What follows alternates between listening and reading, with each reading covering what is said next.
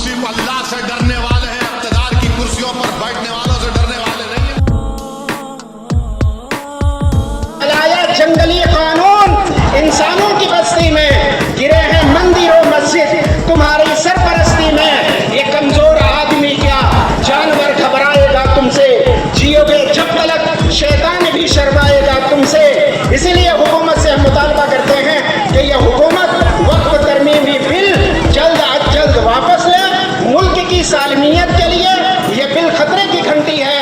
हम नहीं चाहते कि हमारी आपस की भाईचारगी में कोई रुकावटें हो। भारत के तमाम मसाजिद के इमामों से अपील कर रहा हूँ, जुमे की नमाज से पहले, जुमे के खुतबे से पहले अपने बयानों में इस कानून की मजम्मत करिए, इस कानून की मजम्मत करिए। बेदार करिए मुसलमानों को जो ख्वाबे गफलत में है अभी तक। जो वकला है मुस्लिम वकला, वो सेमिनार करें, वो मस्जिदों के जिम्मेदारों से इजाजत लेकर जुमे के दिन जाकर इस कानून के बारे में बताएं। जो मशाइखीन उस्साम है वो अपने खानखाओं में ना बैठे, बल्कि खानखाओं से निकलकर रस्म शब्बीर अदा करने का वक्त है ये। जो लोग यतीम खाने चलाते हैं उनको खतरा है, मसाजिद को खतरा, दरगाहों को खतरा, सब छीन ली जाएंगी। और याद रखो मुसलमानों, तुम अगर यही समझोगे कि हम नहीं उनको है फुला है, अरे है बाबा, मगर तुम्हारे दरमियान में भी से थोड़े दीवानों का पैदा करो जो तुम्हारी लड़ाई लड़ सके।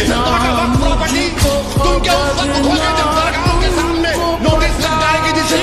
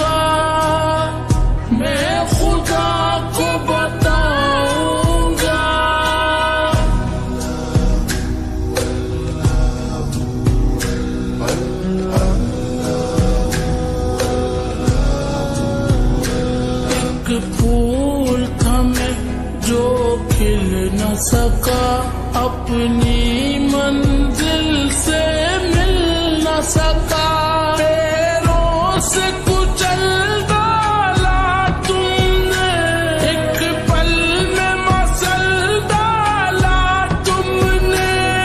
रोएंगे बदन के जख्म मेरे जब रूह के जख्म दिखाऊंगा, मैं खुदा को बताऊंगा।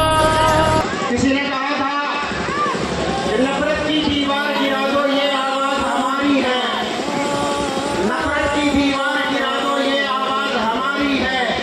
देश के गद्दारों से कह दो धरती जान से प्यारी है। आज ये हमारी रैली जिस उन्वान से निकली है उसका सिर्फ और सिर्फ एक ही मकसद, कि वक्फ तरमीमी बिल 2024 जो हुकूमत ने पास किया पार्लियामेंट के अंदर, वो हमारे इस्लाम में एक मुकम्मल तरीके से मुदाखलत है।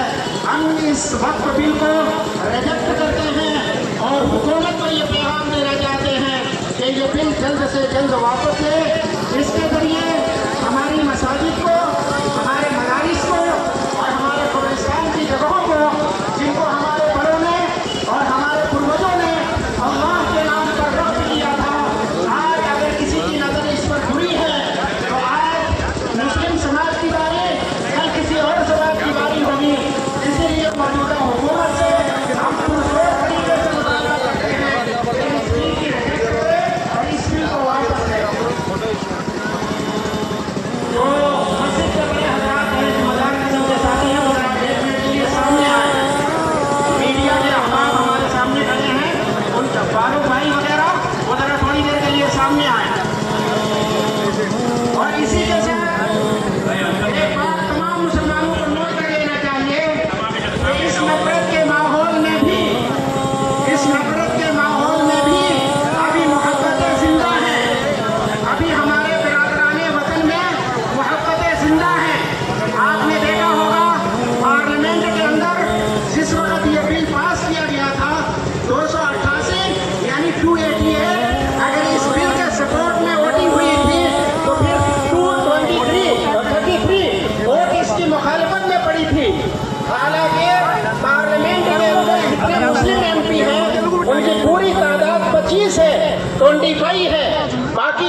बिरादरान वतन थे, हमारे गैर भाई थे कि जिन्होंने हुकूमत से भरपूर ये मुतालबा किया कि ये संविधान के खिलाफ है, दस्तूर के खिलाफ है और एक मजहब आज़ादी में मुदाखलत करना है। इसलिए पुरजोर तरीके से हम इस बिल की मुखालफत करते हैं और हुकूमत से मुतालबा करते हैं कि ये बिल जल्द से जल्द वापस ले। इस बिल के जरिए हुकूमत चाहती क्या है, मैं एक बात बताऊंगा आपको। जौहर कानपुरी ने बड़े मजे में एक बात कही थी कि गरीबों के नगर में जब भी कत्ले आम होता है, तुम्हारे बाजुओं में हुस्न लम पर जाम होता है।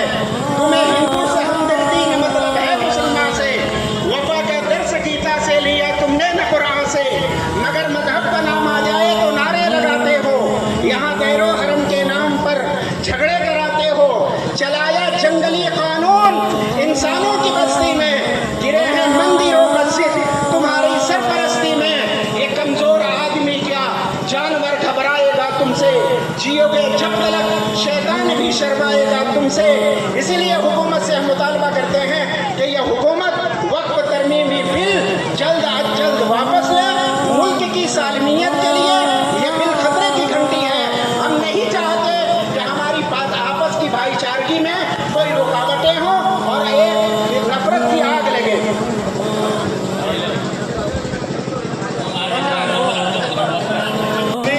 చాలా మందికి ఈ రోజుల్లో వక్ఫ్ ఆస్తి అని అంటే అది ప్రభుత్వ ఆస్తి అనే ఒక అపోహ ఉంది. వక్ఫ్ ఆస్తి అంటే ఏంటంటే ఈ దేశంలో ఉన్నవాళ్ళు కానీ వేరే దేశంలో ఉన్నవాళ్ళు కానీ పేద ప్రజల కోసం మసీదుల కోసం రాష్ట్రాలు కూడా దీని మీద సుప్రీంకోర్టులో 74 పిటిషన్లు దాఖలు చేయడం జరిగింది. కొన్ని రాష్ట్ర ప్రభుత్వాలు అయితే దీన్ని అమలు చేయమని చెప్పడం జరిగింది. కాబట్టి ముస్లింలందరైనా సరే మాకు ఈ న్యాయ వ్యవస్థ మీద ఈ సుప్రీంకోర్టు మీద నమ్మకం ఉంది.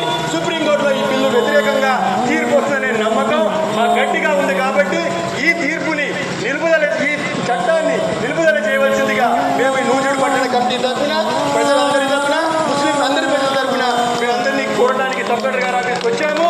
దాంతోపాటు ఈ రోజున ఈ చట్టానికి వ్యతిరేకంగా మాకు మద్దతుగా వచ్చిన, మాకు సహకారం అందించిన సిపిఐ పార్టీ వారికి, సిపిఎం పార్టీ వారికి, అన్ని ఇతర పార్టీల వారికి, అన్ని ప్రజా సంఘాల వారికి మాకు సహకారం అందిస్తున్న హిందూ సోదరులందరికీ కూడా ఈ నూజివీడు పట్ల ముస్లిం అందరి తరఫున కూడా మేము ధన్యవాదాలు తెలియజేసుకుంటూ మీడియా వారికి కూడా మా తెలియజేసుకుంటాం. Thank you.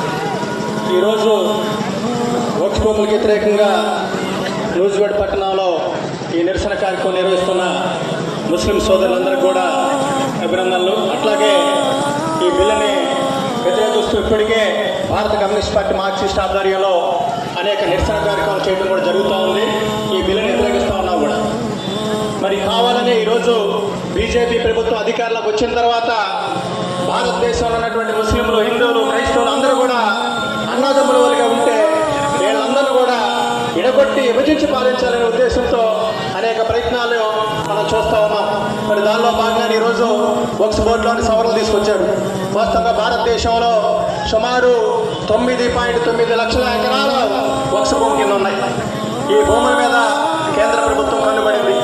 మీ అందరూ కూడా గుర్తుండుంటే 370 ఆర్టికల్ తీసుకొచ్చి కాశ్మీర్లో ఉన్నటువంటి భూములను పెట్టుబడిదారులకు, కార్పొరేట్లకు కట్టబెట్టే ప్రయత్నం జరిగింది.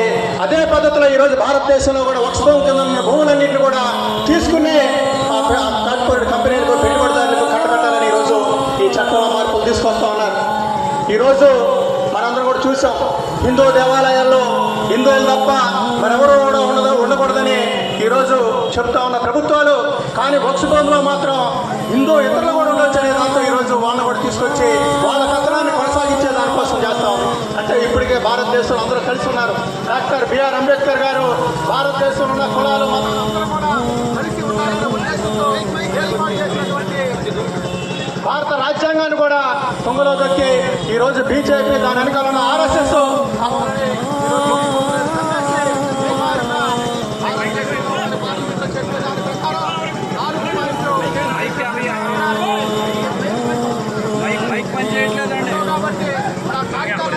తీసుకొచ్చి ఆదరణ చేసుకోండి. ఇది సాధ్యమనేది కాదు. కావాలని బీజేపీ ప్రభుత్వం కార్పొరేట్ కంపెనీలని కోసం వాళ్ళకి కాబట్టి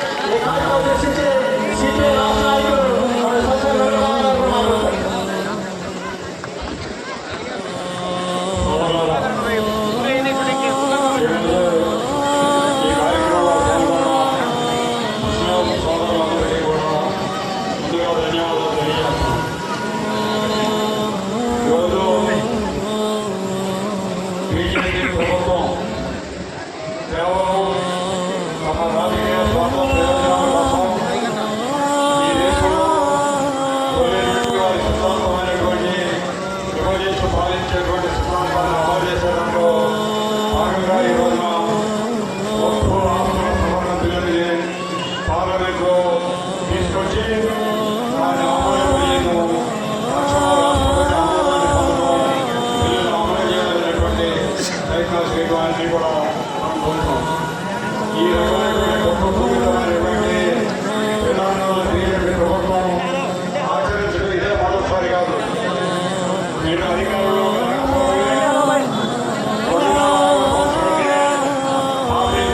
పోగొట్టేదాని కోసం వీరి పార్టీ ఏదైతే బీజేపీ పార్టీ ఉందో ఆ పార్టీ పూర్తిగా వ్యవహరించి ఈ దేశ స్వాతంత్రానికి పూర్వమే ఎప్పుడో 400 సంవత్సరాల నాటి నిర్మించినటువంటి బాబ్రీ మసీదును పోగొట్టకుండా హిందువుల కోసం అనేకాన్ని ఈ దేశంలో సృష్టించి మెజారిటీ హిందువుల యొక్క అభిమానాన్ని పొందేవాళ్ళ ద్వారా రాజ్యాధికారాన్ని పొందాలనేటువంటి ప్రయత్నం చేశారు.